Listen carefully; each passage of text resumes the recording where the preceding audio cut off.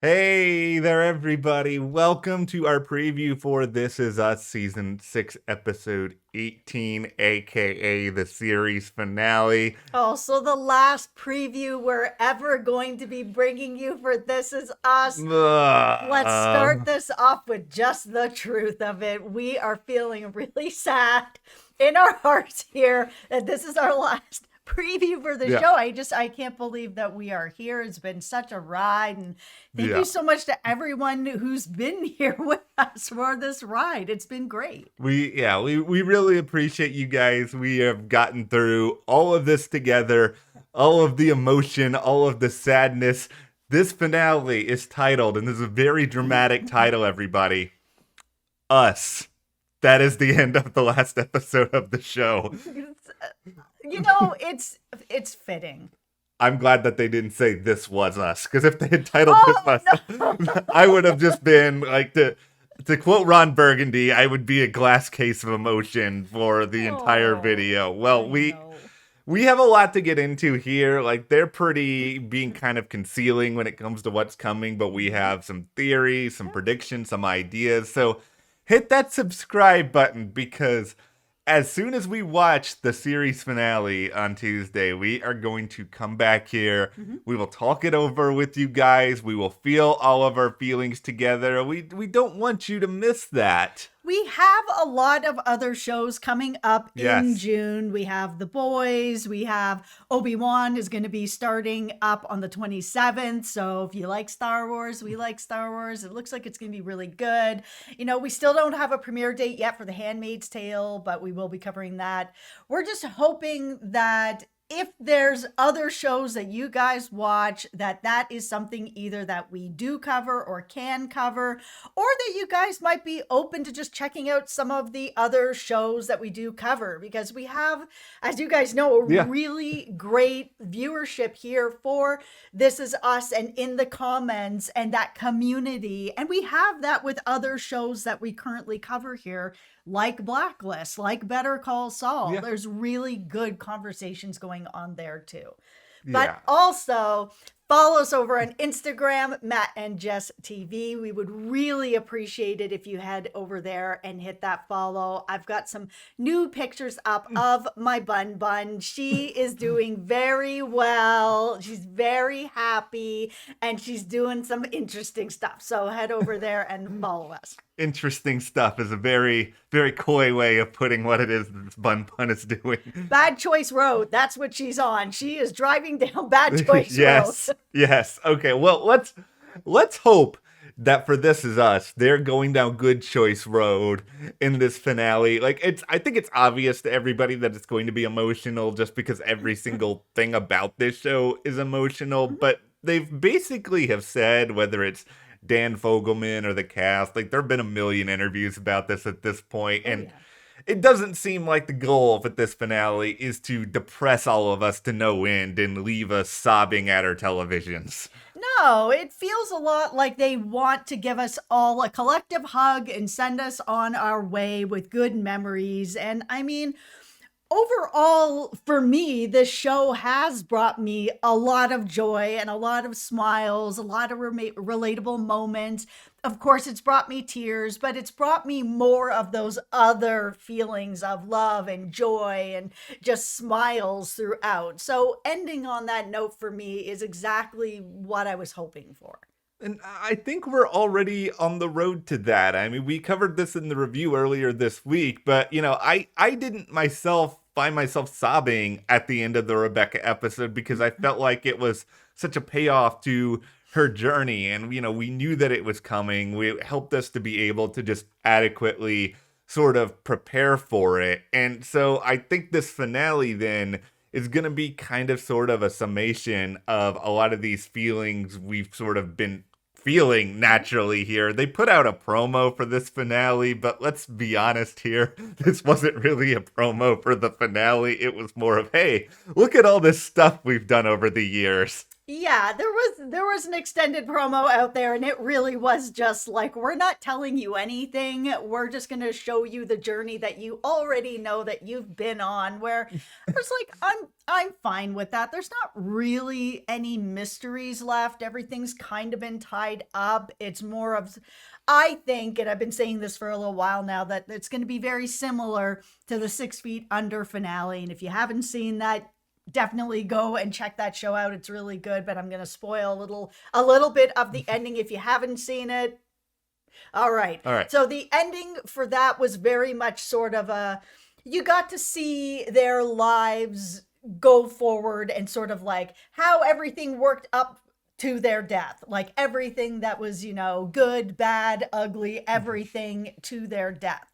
And I don't think it's going to bring us to the death of the big three, but I do think that it's going to give us sort of the speed through sort of all the highlights of their lives, their big moments in their lives, so that we can be like, okay, you know, Jack and Rebecca and Miguel, and I'm putting Miguel in there. He was Yes. married to her for a very long time and had a lot of influence. The three of them raised three very strong, good people that are going to make differences. I think they want to pay it forward. It's like they want to show the impact of their legacies. I think we're going to play with time in this finale, just as you just said, a lot. Like, one thing that kind of surprised me a little bit is, and this is one of, I guess, the few teases that we have of the actual episode, Dan Fogelman said to, I believe, Deadline recently, that we are going to see like a good bit, or at least some, of Rebecca's funeral in this upcoming episode. And I wasn't really sure, honestly, we were going to see Rebecca's funeral at all. Yeah, I wasn't sure about that either, because this last episode felt very much like the goodbye. And normally I'm a person, as a former funeral director, for those of you who don't know, that was my past profession. I think that funerals are really important, and I actually think they're very important for TV as well, because it is a way that a lot of people are able to sort of say goodbye to characters, say goodbye to people, and feel okay about it to then move forward into the next part of their lives. But with Rebecca, I was kind of like, I felt that already in the train episode. My theory of why we're getting this funeral is that the big three are really spread out and they're not really together all that often, but funerals bring people together, funerals and weddings. Yes. So I think this is going to be our way to sort of see the big three really together, and all the grandchildren, like everybody together for sort of one final big, reunion. We'll call it a reunion. I think that that's a really good point, because I think that kind of will accent what they're doing, where maybe we'll see a lot of this funeral in the present, and we can sort of use that as a way to sort of dovetail off into kind of individual stories for some of these people. Okay, this is the biggest hot take prediction that I have for this, and I don't think there's going to be some huge dramatic twist in the finale. I don't think that's the goal here, but I do think if we're talking about the big three and some of their futures, I think Kevin is not done with movie making as of yet, whether it is acting, whether it's producing, no matter what it might be. And the reason I'm pulled to this is that this show loves to give everyone pretty much everything that they've wanted in some shape or form. They're not always in the way that they expect it. It felt like Kevin kind of begrudgingly, he did the Manny reboot. He did it because it was the best thing for his family, and I don't think he has any regrets over doing that. He, went to the compound to help care for Rebecca in her final years. I don't think he regrets that either, but I think he, somewhere in him, still has this little itch that he's gonna want to scratch, and I think we're gonna find out that, like, his biggest cinematic masterpiece is still to come, and we are going to see that, and then he gets to finally be movie star Kevin, even if it's just for a very short period of time. I think that Kevin is done with acting. I think that he's going to be retired from that, but he's not going to be retired from big three homes. I think he's going to continue to work there, and he's going to get deeper into that now that both his parents are gone, that he is going to continue on that legacy that, you know, his father wanted to have happen. He's going to continue it on so that his kids can take on that legacy of the big three homes. I think he's just going to get much more into the part of him that wants to give to other people and be more than just himself. And for me, I feel like, you know, if he goes back to film, that's going to be satisfying as well. But the road that he's been on, where there's been a lot of self-reflection, a lot of change, he doesn't want to just be about himself and in his feelings. He wants to have a balance of what's good for Kevin, but what is also good for other people. And he's gotten a lot out of Big Three Homes already, and I think he wants to continue on that legacy for his dad. I think it's gonna just be sort of fascinating looking at where Kevin ends versus where we saw him in the earlier seasons. Even just this season with these sort of flashbacks to, you know, the pool and all. It's like Kevin's been a jerk at various points in his life, and it's nice to just sort of have him where he is. And I think this will be the Kevin that we see at the end, sort of regardless of what path he decides to choose. It's just he is a much more whole, complete person than he used to be. He's the character who has really taken, for me, the most rewarding journey on this show. He has struggled a lot in his younger years. He's made, you know, some big mistakes that he's really regretted throughout his life. He's battled addiction. He has had a very long, hard journey. So to get to where we are with him has been wildly satisfying for me. So with Randall, who, you know, I've made it clear, I'm a big Randall fan, one of my favorite characters. I think we are both in pretty full agreement as to what's going to happen here with Randall at the end of this. Yeah, President Randall is on its way. Whether we're going to actually see him as the president or see him running for president or something like that, I think that's where we're going. He's going to have a very big, promising political career.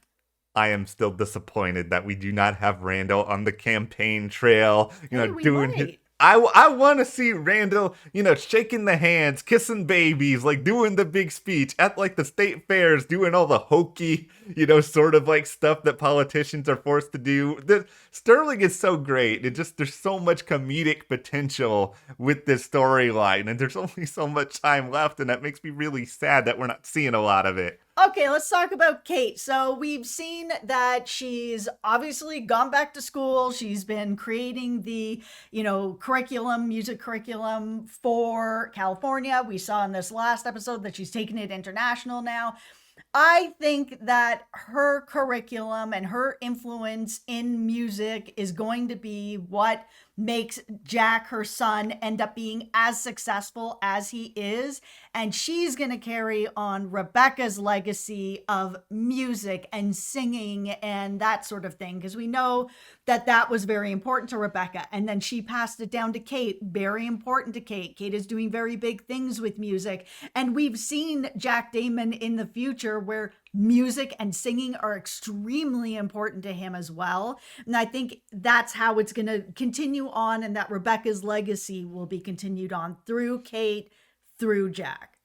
What feels really cool about this idea is just that Kate, for so much of this show, has been the expectations for her have not been that high in comparison to other characters. She's been constantly underestimated, and I just think for her to be in a spot where, you know, she could say, like you sort of said, that her music, what she's doing is impacting people all over the world, and then her son is able to use music to impact people all over the world. Like, she may end up in some ways being an unsung hero because, you know, when you're a rock star like Jack Damon kind of seems to be, like, you're always gonna get a lot of the attention. But I think Jack Damon probably knows without Kate, he would not be even remotely close to where he is. We've seen everything, even in his formative years, that Kate has done for Jack Damon. He's going to be the next Billy Joel.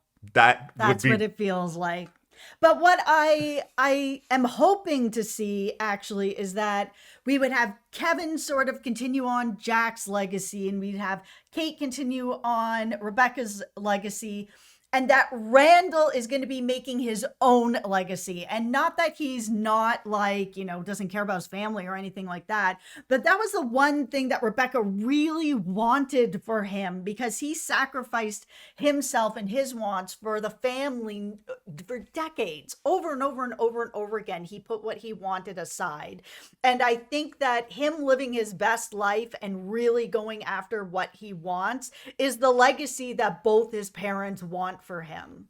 I think so too. I think Randall deserves this opportunity to shine on his own and really contribute his own ideas and his own thoughts into the world. And I hope the same thing for, some of Randall's kids and for a lot of the kids in the big three in general. Like, I think, it feels like we're both probably in agreement here that Jack Damon is going to be a part of this in some shape or form this final episode. Like, I sure hope we get Haley as well, because like Haley's been on like one episode. I know.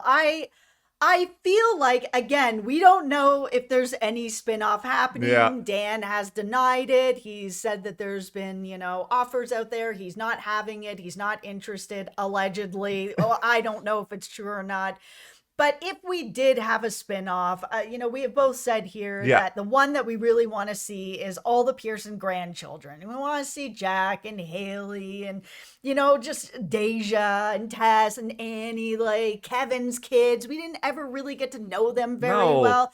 There's a huge opportunity here to have all these kids sort of grown up and, how they remember the big three and that sort of feeling of it all, that they can be the Jack and Rebecca sort of their story. In the last episode, I was kind of wondering if we were setting up for a Marcus spinoff with his two siblings, but I just don't think we're going there. Yeah.